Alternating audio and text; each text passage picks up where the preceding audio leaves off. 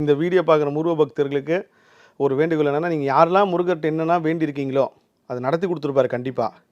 இல்ல நடத்துற மாரி ஒரு சூழ்நிலையாவது வந்திருக்கும். அந்த சூழ்நிலை வந்தாலே அந்த வேண்டுதல போய் செஞ்சுருங்க. இத ஏன் சொல்றேன்னா, முருகன் தன் பக்தர்கள் என்ன வேண்டுனாரோ, என்ன வேண்டிக்கிட்டாங்களோ, அத பண்ணி குடுத்துருவாரு.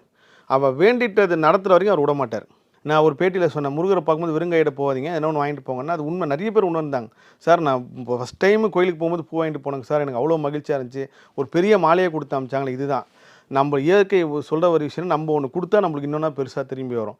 அப்போ முருகர் குழந்தையா இருக்கும்போது, நீங்க தினமும் முருகர தூக்கி தூக்கி கொண்டாடிட்டு, ஒரு 5 நாள் பார்க்க வரலாம் அந்த குழந்தை ஏங்கும்ல.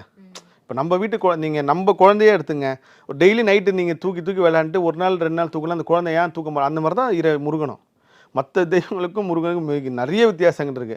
அதுல இது ஒண்ணு. அப்போ தன் பக்தன் வேண்டுறான், ஒண்ணு நடத்திட்டு குடுத்துட்டாரு. அந்த மாரி நான் நவம்பர் தீபாவளி அன்னைக்கு ஒரு விஷயத்த வேண்டுறேன். ஒரு சினிமா சம்மந்தமா.